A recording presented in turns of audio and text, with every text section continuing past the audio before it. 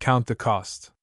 An address to the people of Connecticut on sundry political subjects, and particularly on the proposition for a new constitution.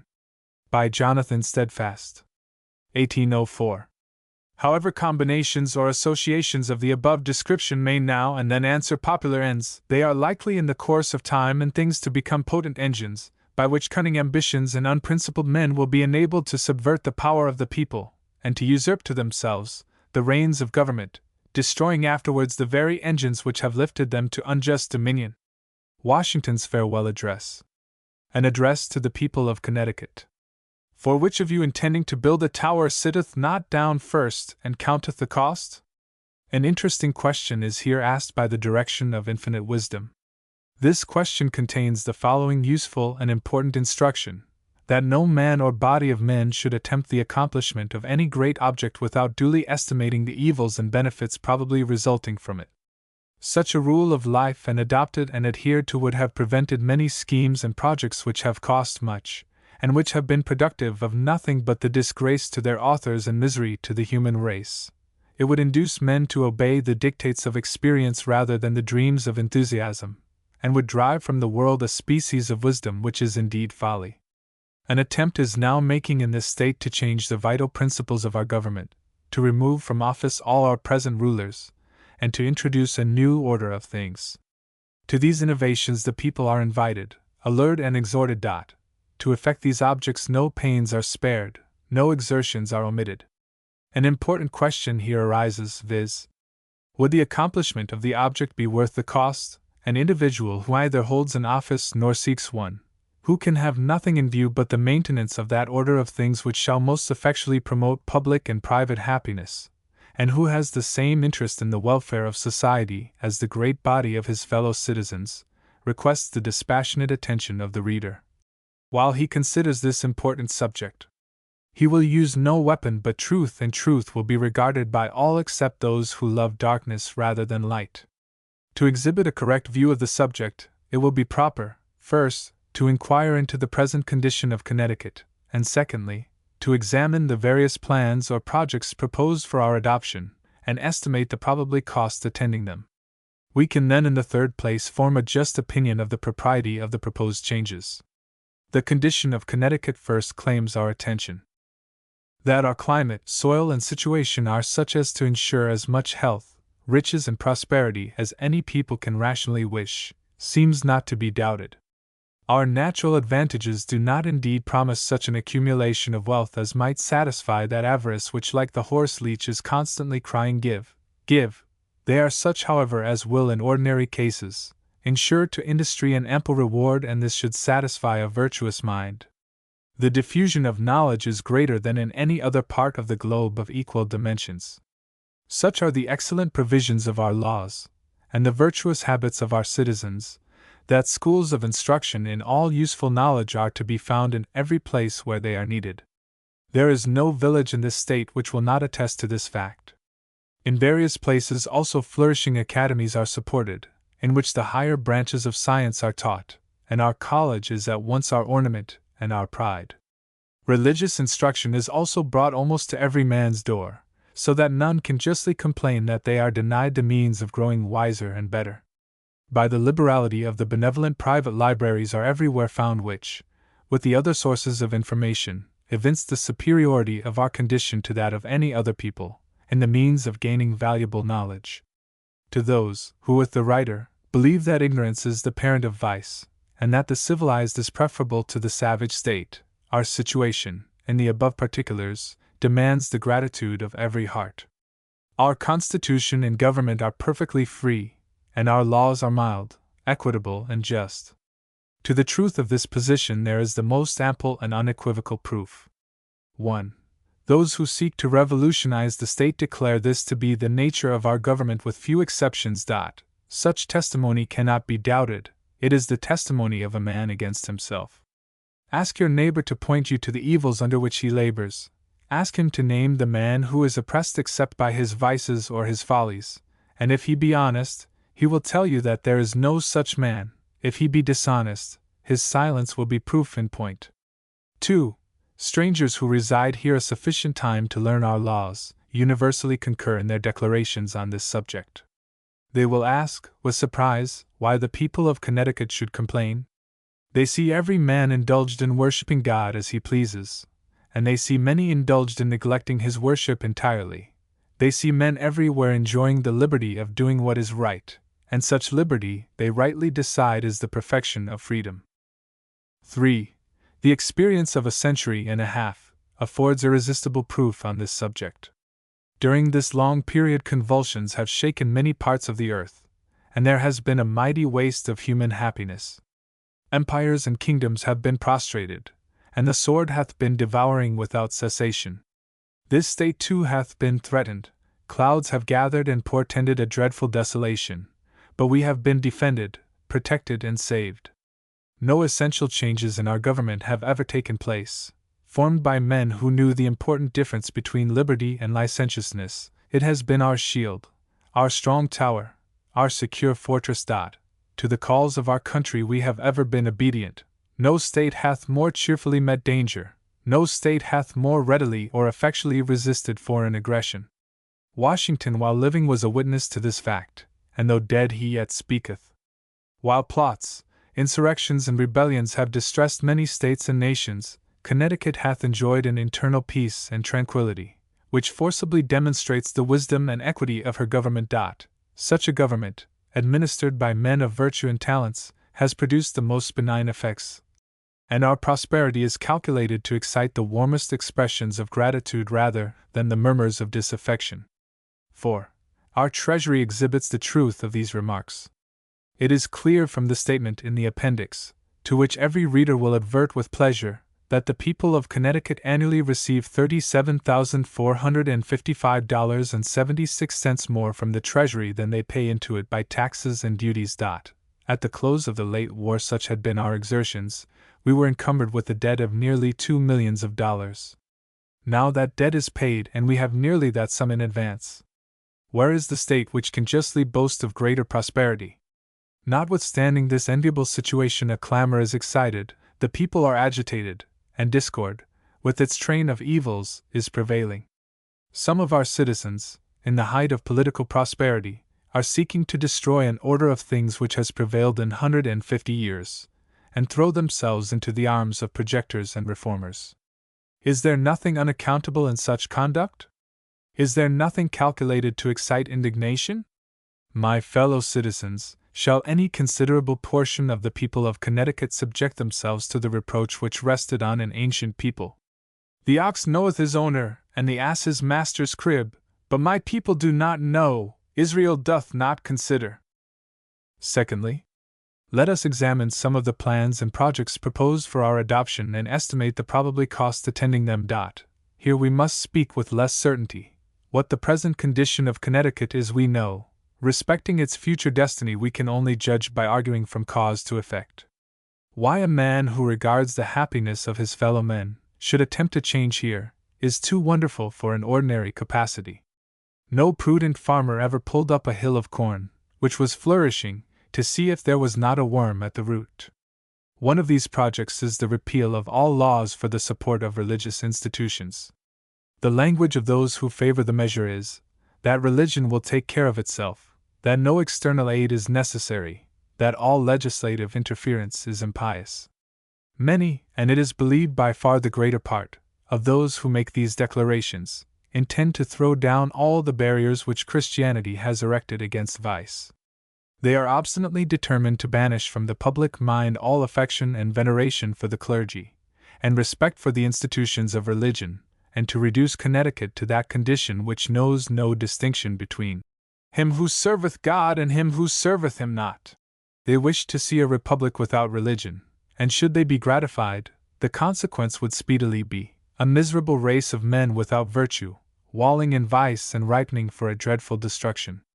If infinite truth is to be credited, God will pour out his indignation on the heathen who know him not. These reformers, under the specious pretext of exercising unbounded liberality in matters of religion, become intolerant to all who differ from them, charging the professors of Christianity with breathing out a spirit of persecution. They become the most furious persecutors, and while they affect to possess great moderation and candor towards all denominations of Christians, they clearly evince that they would grant indulgence or protection to none. On the other hand, a great majority of the people and the legislature insist that every man in the community who is able should contribute, in some way, towards the support of the institutions of religion. No wish is entertained to legislate in matters of faith, or to establish one sect in preference to another. Our laws permit every man to worship God when, where, and in the manner most agreeable to his principles or to his inclination, and not the least restraint is imposed. All ideas of dictating to the conscience are discarded, and every man sits under his own vine and fig tree. Our laws only enforce the great principle above mentioned that the members of the community should contribute towards the support of these institutions, as means to promote the prosperity of the people in the same manner as they provide for the public accommodation, peace, and happiness, by the maintenance of the roads and bridges, the organization of the militia, and the support of schools of instruction. Should objections be urged by any individuals that they cannot conscientiously contribute to the promotion of these objects, their objections would be disregarded. There is a class of men, very respectable for the sobriety of their habits, and their peaceful deportment, who always refuse to be taxed for military defense. No one doubts that in their opposition they are conscientious, and yet few doubt the propriety of enforcing such taxes. The principle now advocated is interwoven with all our laws and habits. It has existed from the first settlement of the state. It has produced much good. It ought not therefore to be abandoned without the utmost deliberation. The clamor against this principle is the clamor of those who wish to see the state revolutionized. It is the clamor of those turbulent spirits which delight in confusion, and which pull down and destroy with a dexterity which they never shew in building up. Let the sober citizens of Connecticut look at the authors of this clamor. Let them view such men as Abraham Bishop, and at the path which they have trodden from their youth, and then ask their own hearts, if they are not under some apprehension, lest if they should enlist under such leaders and fight their cause, they may be found contending against the best interests of society, and fighting against God. Another project zealously supported is that of districting the state for the choice of assistants and representatives in Congress. The only argument which is urged for the adoption of this measure with any plausibility is that in the district elections the candidate would be better known. To this argument it may be replied, the state of Connecticut is so limited in its extent, information of all kinds is so generally diffused, and there is such a flood of newspapers that the characters of all the candidates for office may be thoroughly known by all who will bestow any attention to the subject. This state is scarcely more extensive than a single county in many other states, and the intercourse of the inhabitants of the various parts with each other is such that no evil can exist in our present mode of elections. But there are serious and weighty objections against district elections. 1. Such elections open wide the door for intrigue. As this door, already too widely extended, the most alarming mischiefs enter, mischiefs which sap the foundations of an elective government by corrupting the minds of the freemen and thus converting an election ground into a theater on which is displayed the most vile and demoralizing practices. Let the reader satisfy himself as to the truth of this observation by examining the history of an election in the southern states, where this mode alone is adopted. Let him learn that the candidates for office and his host of dependents and tools are employed for weeks before and on the days of election in the most infamous intrigues, and that falsehood and bribery are so much in fashion, and are so universally resorted to, that success invariably attends the most impudent and the most profligate, while the man of modesty and virtue, though possessing the fairest claims to promotion, is abashed, confounded, and overwhelmed. 2 NDLY. The candidate when elected becomes the creature of the district and not the ruler of a state. He is and must be devoted to the interest of that portion of the community which has elected him, and their views and schemes must be patronized though they oppose the welfare of the whole. 3 RDLY. Such elections do not secure the best talents. If talents and worth are of consideration, surely they should be at the command of the public.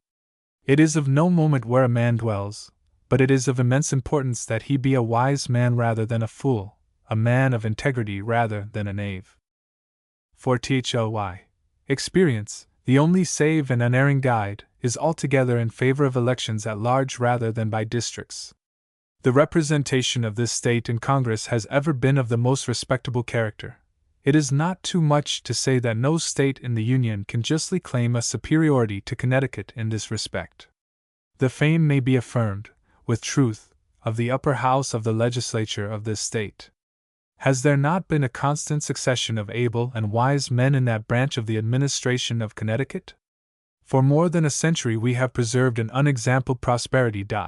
Shall we hazard our interests on the speculations of zealous partisans who are constantly bewildering themselves and their followers in new schemes?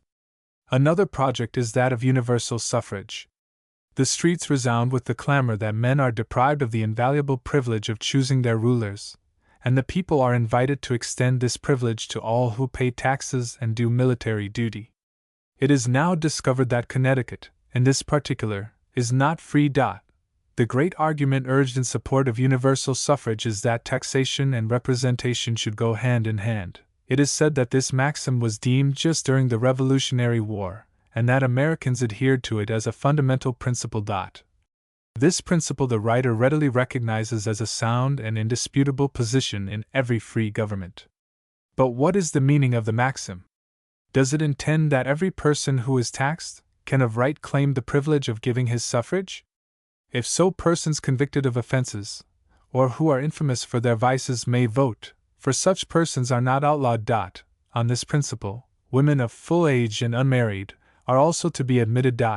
Minors also whose property is taxed should be permitted to exercise this franchise, at least by guardian or proxy.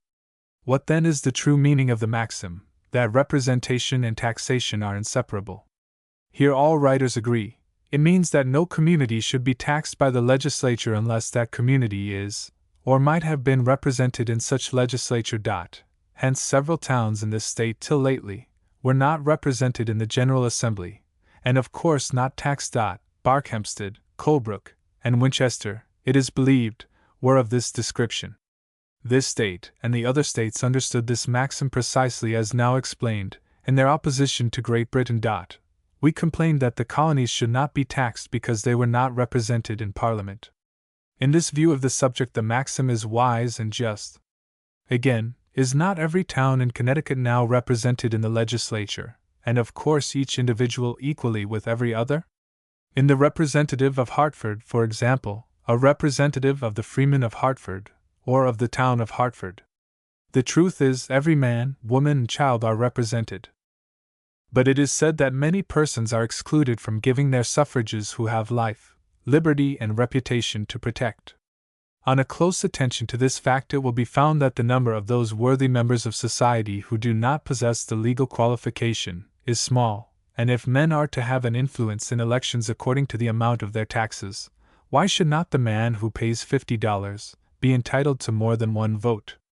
No one pleads for such a privilege, but there are many who insist that the man without a cent of property shall have the same direction in the choice of those who are charged with the interests of the community, as he who is worth thousands of dollars.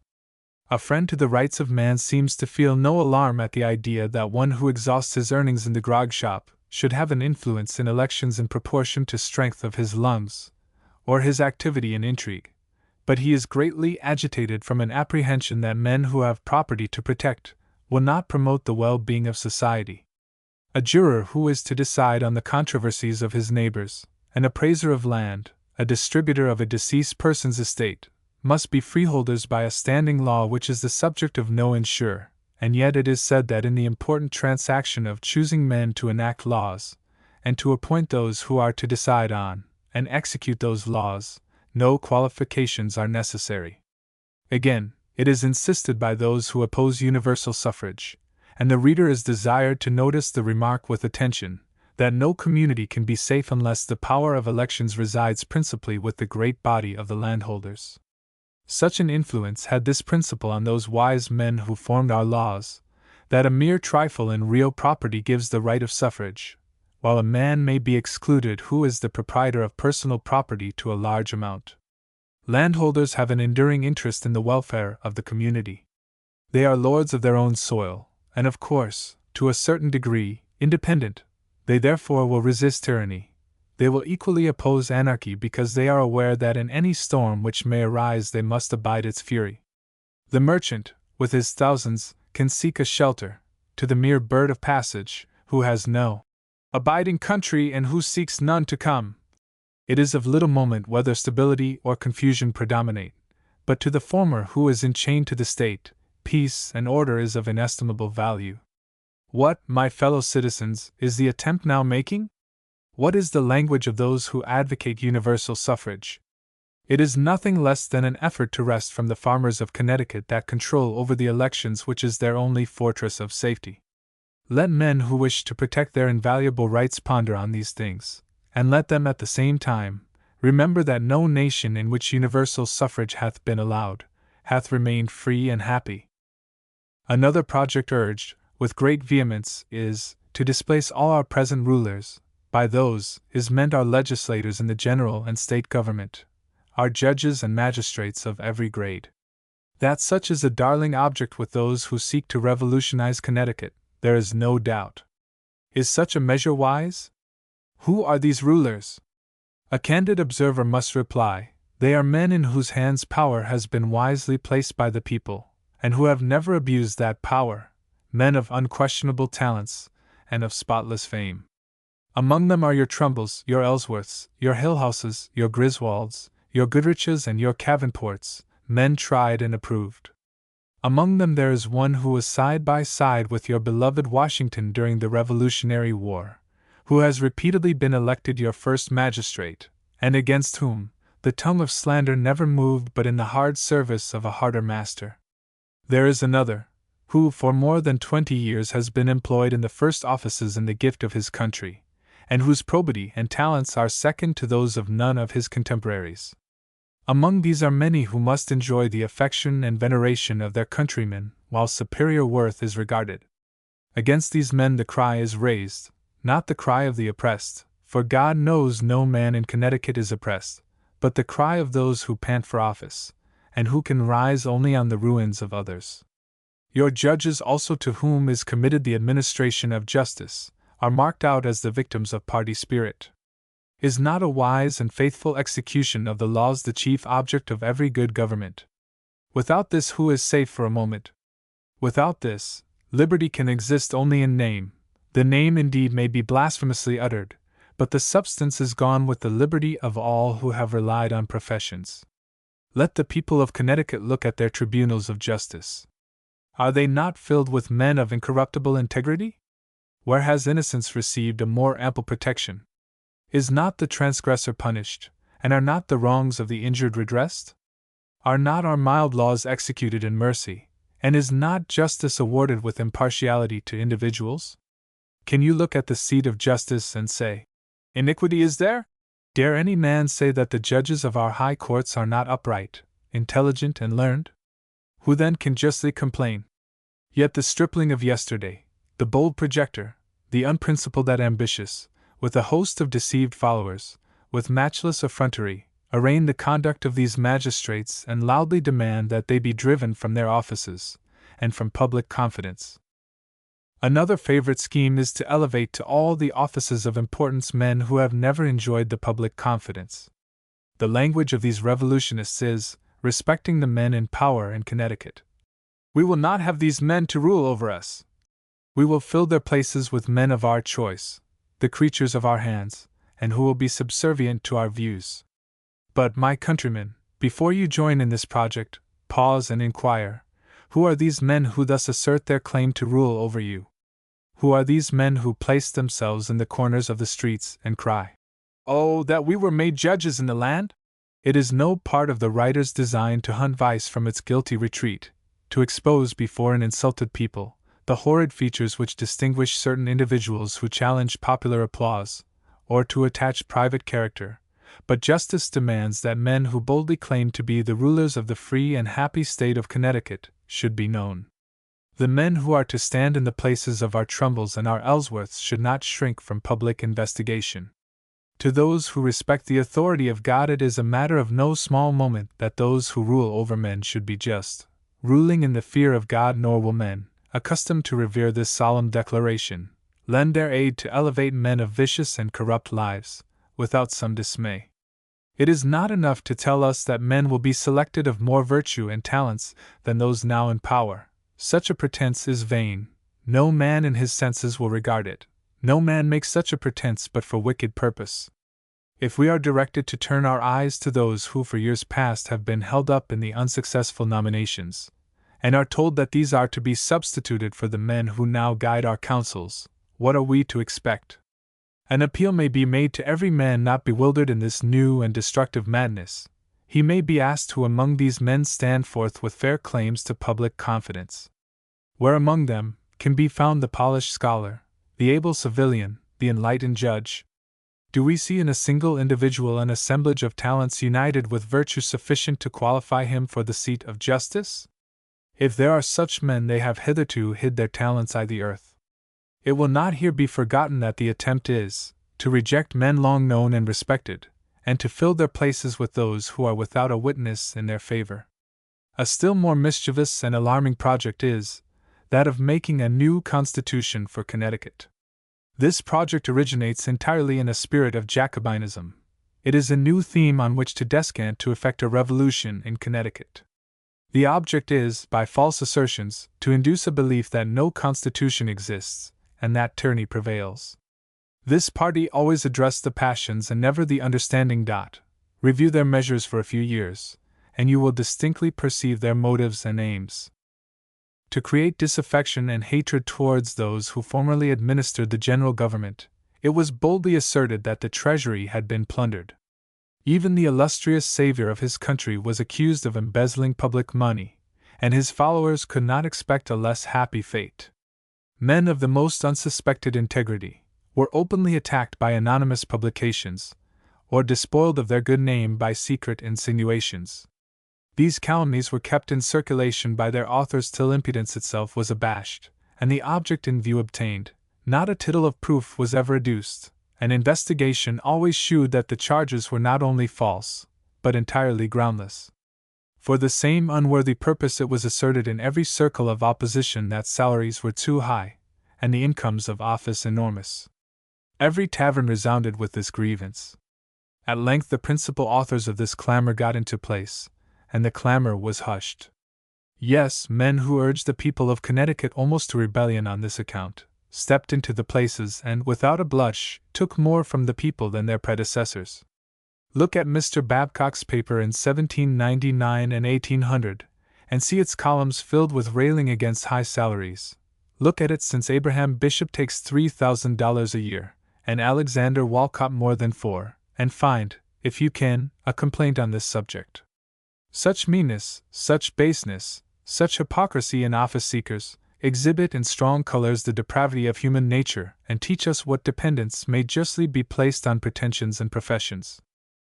To inflame the passions and to create animosity, various subjects have been successively seized upon, and pressed into the service of the revolutionists. Every quarrel, however trivial, is noticed. Every seed of discord, however small, is nourished to disseminate murmurs and to further the great object. Various classes of the community are told, with apparent anxiety for their welfare, that they are oppressed, and that a new order of things must arise, or that they will be enslaved. New subjects are started as old ones cease to operate, and thus all that ingenuity and art, industry and perseverance, can devise or effect is accomplished. Thus, that numerous and respectably body of Christians called Episcopalians have been told, and repeatedly told, that the more numerous denomination were seeking to deprive them of their just and equal rights, and to subject them to the tyranny of an overbearing majority. These tales were reiterated till their authors found them useless from their folly and falsehood. At another time the Baptists are addressed by a set of men who denied the reality of any religion and the most earnest yearnings for their welfare. The tyranny of the legislature was painted in horrid colors, and they were exhorted to lend their aid to vindicate the cause of the oppressed. Those who conscientiously believe that no taxes ought to be paid for the support of religion, and those who wish that religion might no more infest the residence of men, were addressed with considerations adapted to their respective cases. At one time men destitute of property are seduced by the alluring doctrine of universal suffrage.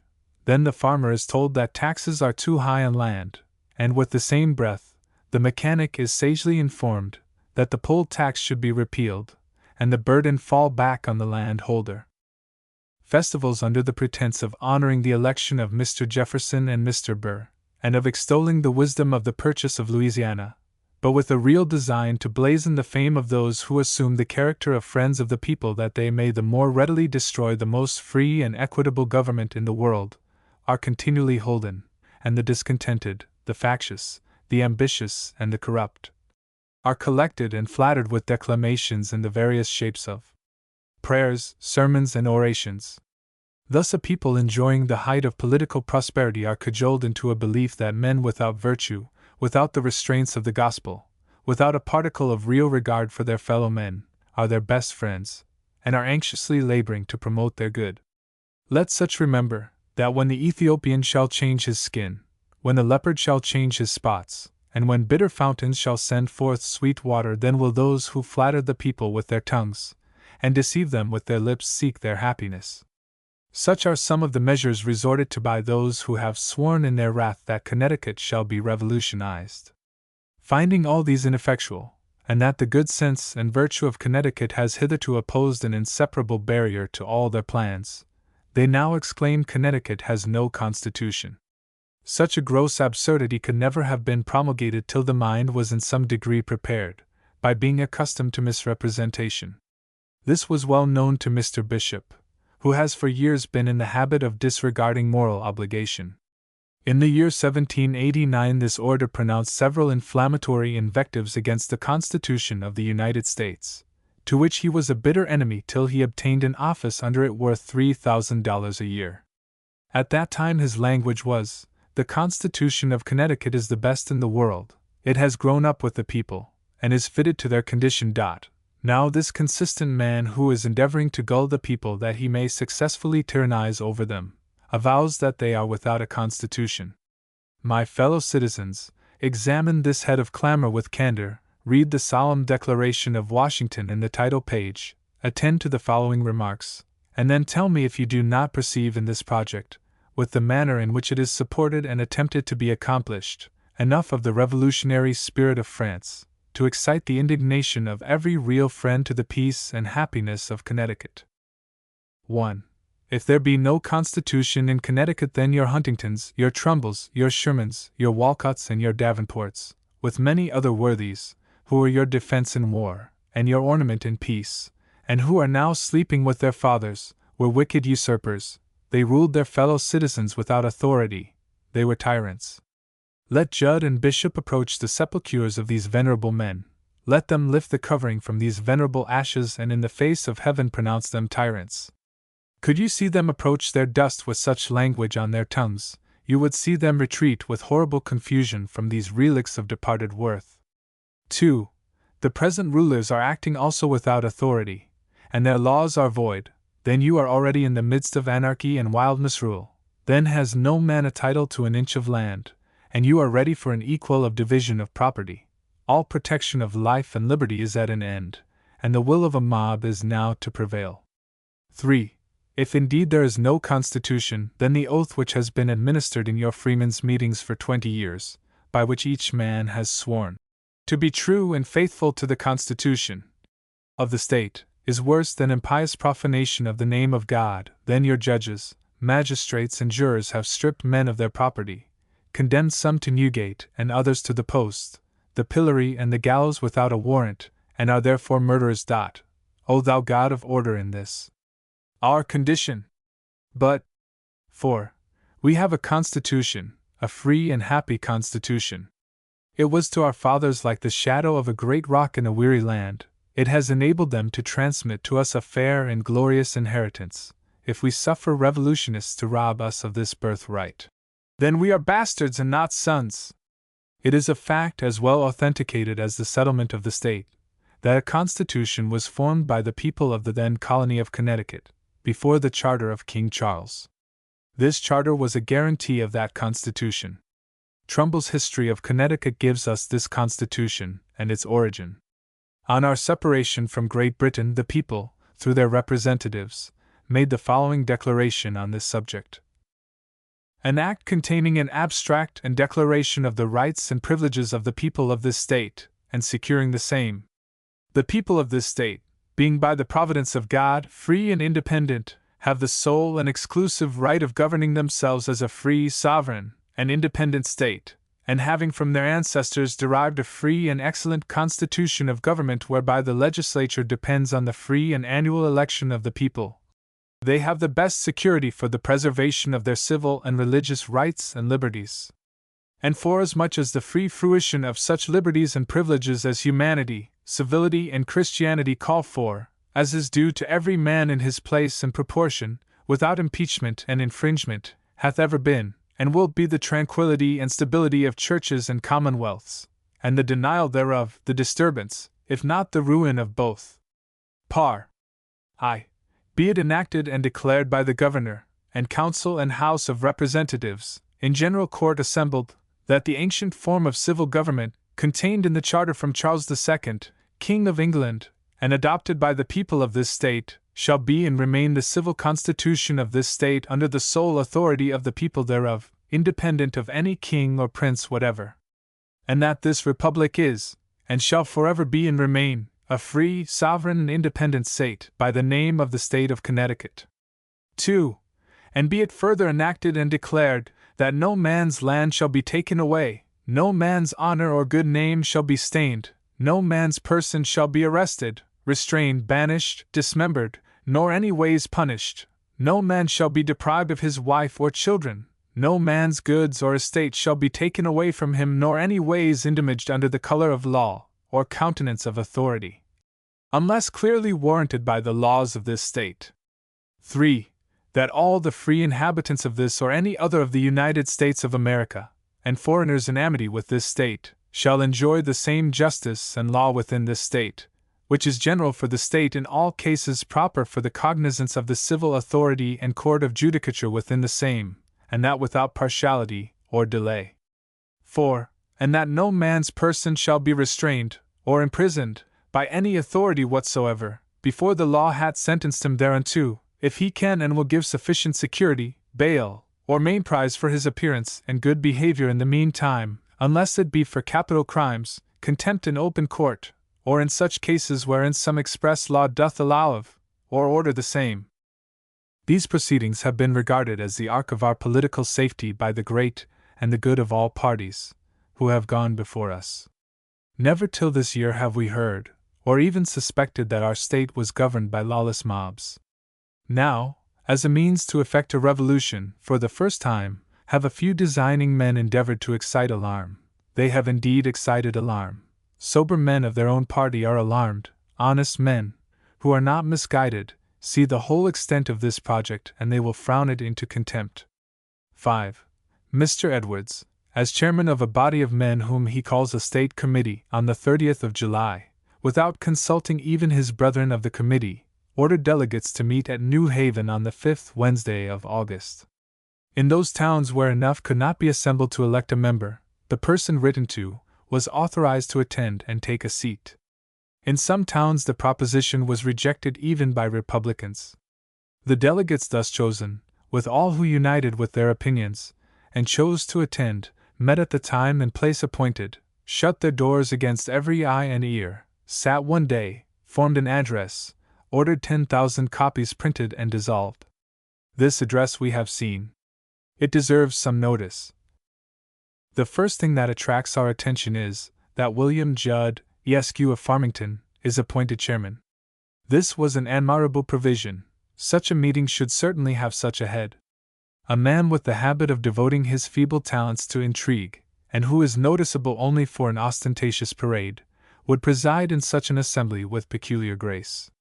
His acquaintance could not but approve of this exhibition of the power of inflammable air, and be pleased with its effects on an exhausted receiver.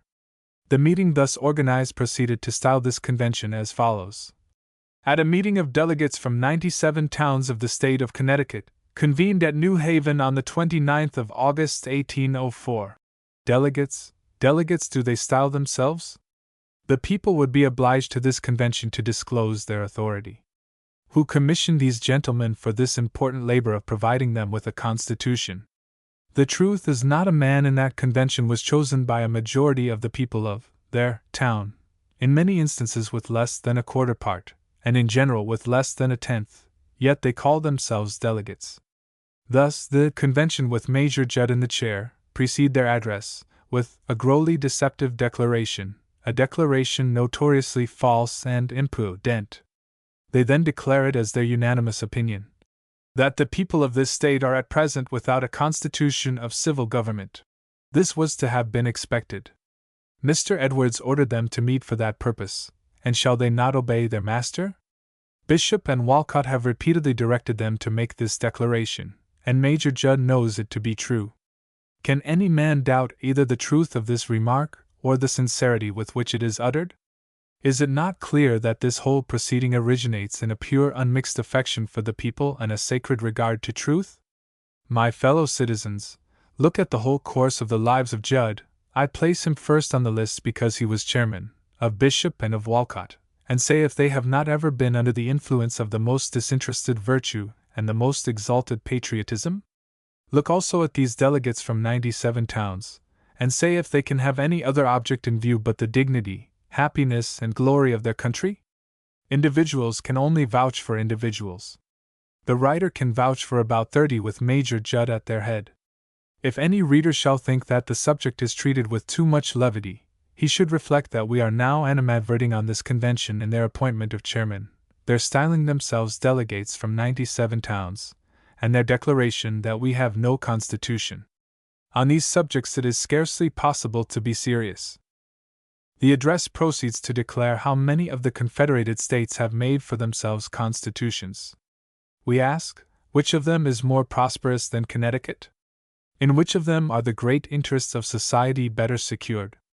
In New York a convention was called about 3 years since to amend their constitution. In Pennsylvania they have had 2 constitutions, and they are now on the eve of a civil war. Duane, the great moving spring of all Jacobin societies, a vile outcast from Europe, reigns with uncontrolled sway in every measure, and every man of virtue is denounced. In Georgia they have had 2 constitutions, and in Vermont 2, and who dare pronounce their political situation equal to that of Connecticut? The people of France have had 6 constitutions within 15 years, and where are those constitutions? In the grave of anarchy and despotism, with millions of deluded inhabitants who have been sacrificed by the Robespierres and the bishops of that suffering nation. To that suffering nation turn your eyes and reflect that the mighty mass of woe under which they have groaned was produced by an ambition, fierce, cruel, and destructive as hell, and that an ambition alike terrible reigns everywhere. Read this address attentively, and you will be struck with the idea that no grievance is mentioned, not a single evil is pointed out. Indeed, the convention declare that they must be excused a detail of the numerous wrongs which have arrived to us under this government. These are their words.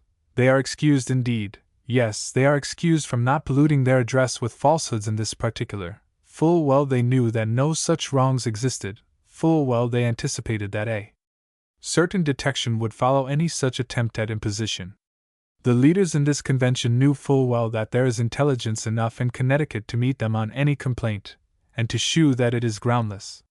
They, therefore, prudently declined to be explicit, and yielding to us that the government is now well administered, they shew a great anxiety for the safety of the next generation.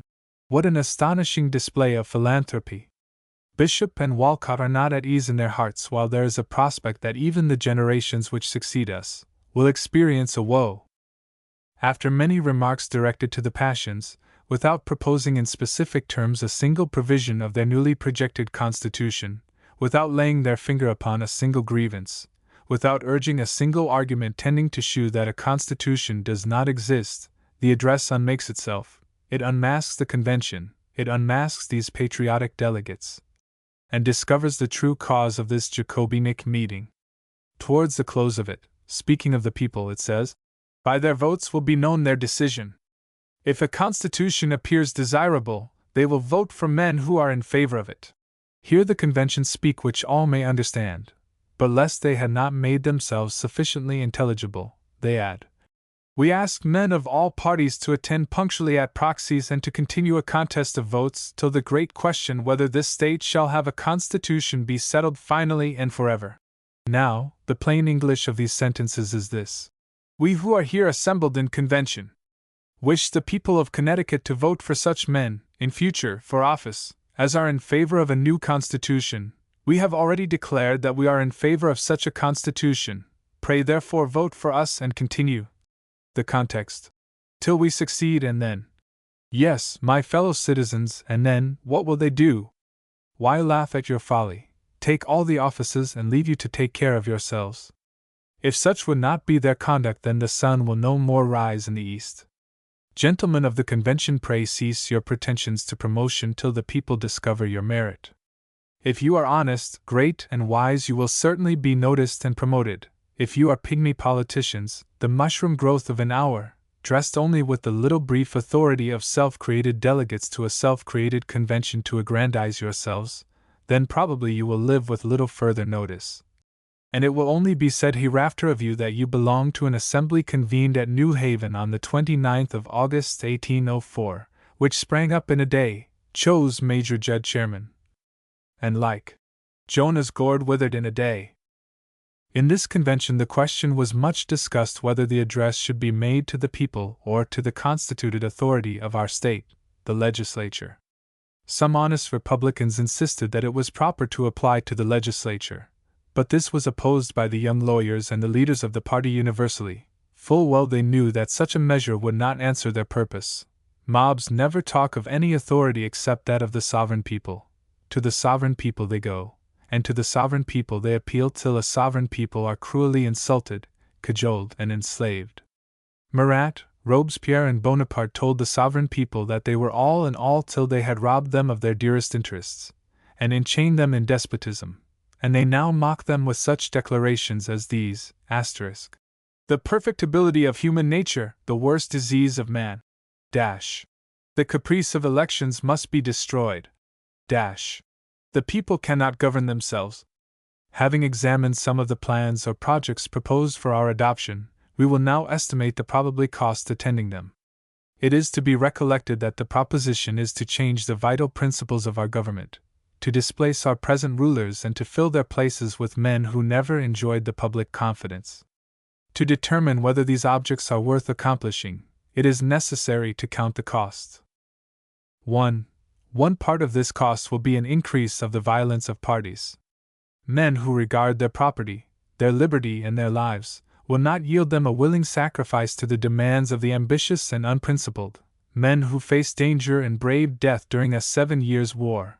Men whose veins are warm with the blood of their venerable ancestors who planted this happy state, and defended it amidst innumerable hardships and calamities. Men who deemed their birthright sacred, their own freedom valuable, and their children dear as their own blood, will not calmly nor cowardly suffer those who have no claims but their impudence, to storm their fortress and to capture them. They will defend it in all lawful ways. Bishop and Walcott, and 1,000 other mercenary hirelings may attempt to subdue or terrify them.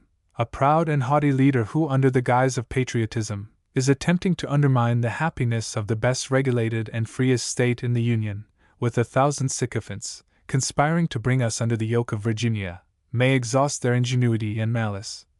Still Connecticut will remain unshaken. She will never crouch like Issachar to chains and fetters while any portion of the noble spirit of her ancestors who transmitted this fair inheritance at a mighty expense remains to impel them to noble exertions. It is ardently to be wished that the passions of those who seek to overturn the venerable institutions of Connecticut may subside, and that a spirit of reconciliation and moderation may succeed to that madness which threatens our peace. If, however, the controversy is to be continued and a mob insist on the right to rule, freemen will protect their lives and their liberties. And is not the peace and tranquility of the state of importance? We have been told with more truth than sincerity that life itself is a dreary thing, without harmony in social intercourse. Happy would it have been if the author of that just and pertinent remark had not contributed more than any other man in the United States to embitter parties, and to render life indeed a dreary thing. 2. Another item in the expense of accomplishing these projects is a corruption of morals. To revolutionize Connecticut it will be necessary to circulate, without any intermission, many gross falsehoods respecting the men in power, the judges, legislators, and magistrates, and the acts and proceedings of the General Assembly. We have seen the columns of the Mercury and the Republican Farmer filled with vile libels. We have seen Abraham Bishop followed by hundreds enter a temple devoted to the service of God, and we have heard him there utter the most malignant slanders on the clergy, the legislature, and the courts of law. We have seen him publicly denounce one class and another of his fellow citizens as hypocrites, old Tories and traitors. We have seen him receiving for this the applause of a wretched collection of disappointed, ambitious, and corrupt men. This has been borne and the author despised, and indignantly hissed from the society of the respectable and virtuous. But the end is not gained, new themes of reviling, new subjects of abuse must be sought, and the party who wish to effect a revolution are pledged to uphold and protect the agents however wicked. What then may now be expected? That dreadful declaration, "Truth is fallen in their streets," will soon be but an inconsiderable part of our miserable character.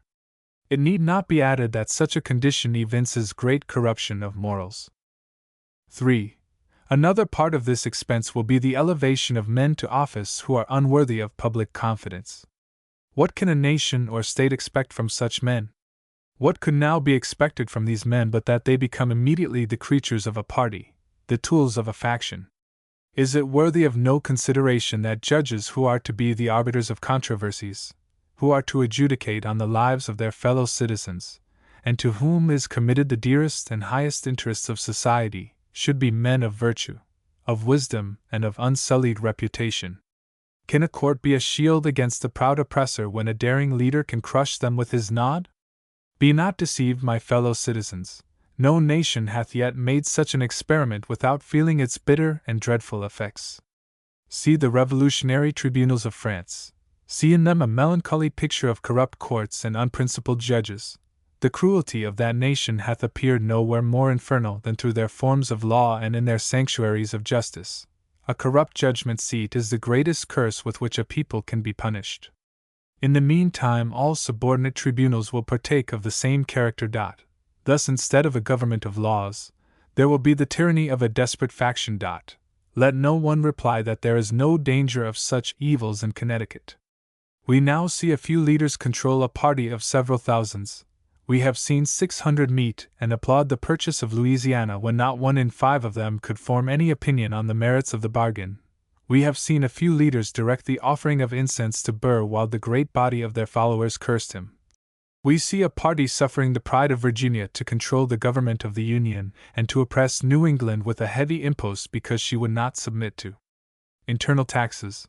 We see a few leaders direct a convention of about 200 to issue an address to the people of Connecticut, which address contains on the face of it many palpable falsehoods. And cannot these same leaders control a court? 4. Another part of the cost of these projects is the loss of all our institutions of religion. It is not here intended that these institutions will be at once abolished. Such a measure would alarm some honest men of the party. A gradual but sure destruction is the evil to be feared. The Constitution of the United States was first attacked by an unconstitutional repeal of a law, and now the independence of the Supreme Court is to be destroyed by impeachments of the judges. So will it fare with your institutions. The principle openly advocated is that none shall be obliged to contribute for the support of religious institutions. This once established destroys the vitals of the system, and the residue of its existence will be misery and wretchedness. Shall a party avowing this sentiment, and seeking by every artifice to give it effect, receive the support of a people who have derived such substantial benefits from these institutions? Shall we look in vain through the ranks of that party for one to lift up his voice against this daring and dangerous innovation? Are there not many who either do not believe this to be the object of their leaders, or if such shall be their object, who are determined to resist them? Yes, there are many who act with them, who still intend to progress to no such excesses. Let such view the conduct of similar parties. Let such not be deceived. This is indeed their object. They do not avow it to you. They know you would reject it, but they have made a vow that the influence of the clergy shall be destroyed. This can be done in no other way. Nor can you resist them. They regard you now because they wish your assistance to confer on them power. But will they regard you when your exertions can neither aid nor defeat their designs? Surely not. Such has been the conduct of all factions. it will be theirs should they prevail. The world has not furnished one solitary exception, nor can you expect one in this case. They seek their own good, and not the good of others, if inspiration is to be credited. In return for these losses, what good is to accrue to the people? Will you hazard these evils without a fair and reasonable expectation of some solid benefits? Is it then unreasonable to inquire what good is to be obtained? Do the characters of these men elevate your hopes? You know many of them in private life. Do they there abound in good works? Shall they be heard and regarded when they demand of you to displace your faithful and approved rulers, and commit to them your all? Modest men will wait your notice and rise at your request. Shall the impudent banish them from your affections and usurp their places in your hearts? Let it again be asked what good will result to Connecticut by a new constitution, by the prevalence of revolutionary principles? France, Switzerland, the Netherlands, Italy, and Holland have seen revolution after revolution, one new constitution after another, and liberty has 1,000 times been immovably established. Altars have been demolished, temples polluted, kings, queens, nobles, and priests murdered in the cause of liberty. Millions have perished, religion banished, and the worship of God prohibited. Projectors have exhausted their ingenuity. The treasures of wealth have been wasted and the peace of the world sacrificed. What is the result? An accumulation of misery which baffles all description. Not an individual is more happy or more virtuous. Not a nation more prosperous, not a tittle added to human felicity. Ye reformers, look at France. Behold the crimes which have risen up to demand the vengeance of God. See the woes which you have brought on the race of man, and tremble lest your works should follow you. If this picture is too glaring, look at our sister states in which revolutions have been effected, and shew us the benefit. A noisy or seditious individual has obtained a lucrative office, an ambitious leader is in the char of state satiating his pride, or like Abraham Bishop gratifying his passion for ignoble pelf, upon his thousands. He drives his carriage by his industrious neighbor who has toiled for him at an election, cracks his whip, and laughs at the folly of his dupe, and will laugh till he may need his services again. And then he will again cringe and bow and flatter and gull. But is the mechanic, the farmer, the merchant profited? Is society enriched, or the public good promoted? In this view of the subject we will briefly ask, in the third place, is it proper to make the proposed changes, to adopt these projects? If no benefits will result, if much evil will probably ensue, the course of duty and interest is plain. Aware, however, that it may be said many of the dangers are imaginary, and are founded upon the supposition that we shall act with as little discretion and prudence as the people of other countries, it is important to observe that revolutions are the same, in nature in every nation. Those who speak of a new constitution, and of thorough reforms, should recollect that the promoters of these schemes in France constantly amuse the people with the idea that a new order of things, new rights, new principles, were to arise. Who does not recollect to have read of the perfectibility human nature, of the enlightened age of regenerated France? She boldly proclaimed herself the example of the world, and all nations were invited to see her glory, and enjoy her blessed liberty, and her glorious equality. But mark the issue, not 12 years have elapsed before she has returned to an inglorious despotism. She has exchanged her capets for a foreign usurper, with an incalculable loss, and here her history ends. Such is the constant termination of such revolutions, and shall we claim to be an exception? How do we judge as to the propriety of any course of life except by observation, experience, or history? We see industry and integrity rewarded with competence or wealth. We see intemperance and sloth followed with disease, loss of reputation and poverty. These are sure grounds on which to predict respecting our neighbors, and by which to regulate our own conduct. On similar principles a wise people regard the conduct of other nations, and are solemnly admonished by their example. Let not then the projector persuade us to adopt his theories with proofs of their danger thus glaring before our eyes. Look at the conduct of our revolutionists for 4 years past, and see if you do not discover the genuine principles of the Jacobins of France. Recollect also that they had first a convention, then an executive directory, then a consul for years, then a consul for life, and then an usurper with an hereditary descent in his family. At each successive revolution the people were courted, were flattered, were promised transcendent felicity. The people swore eternal hatred to monarchy, and eternal fidelity to constitutions, till heaven, weary of their perjuries, sent them a despot in his wrath. My fellow citizens, human nature is the same here as in France. Then before you give ear to the songs of enchantment, count the cost. Before you sell your birthright for a mess of pottage, count the cost. Before you consent to yield up the institutions of your wise and pious ancestors, count the cost. Before you admit universal suffrage, count the cost. Before you submit to the mischievous doctrine of district elections, count the cost. Before you reject from office the men whom your hearts approve, count the cost, the great cost of weak and wicked rulers. Before you consent to be governed by men whose impudence and vice constitute many of their claims to promotion, count the cost. This evil you can prevent by attending with punctuality on our elections. The freemen of Connecticut are mighty when they arise in their strength.